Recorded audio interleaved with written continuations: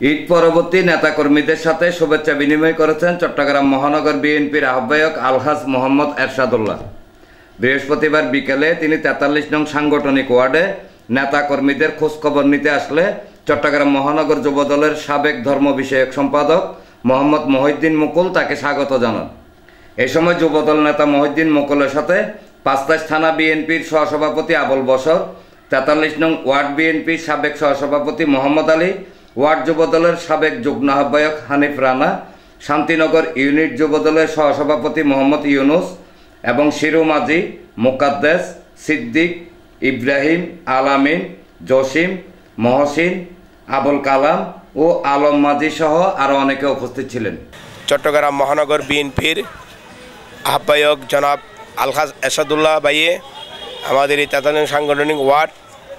এলাকায় আসছিলেন রুগী দেখার জন্য এবং কিছু প্রবীণ নেতৃবৃন্দের সাথে দেখা করার জন্য ওইখানে ছিলাম। উনি প্রতিটি ঘরে ঘরে গিয়েছেন এবং এলাকার জনগণের খবর নিয়েছেন এবং আগামী দিনের দেশনায়ক তারেকুর রহমানের ৩১ দফা বাস্তবায়ন করার জন্য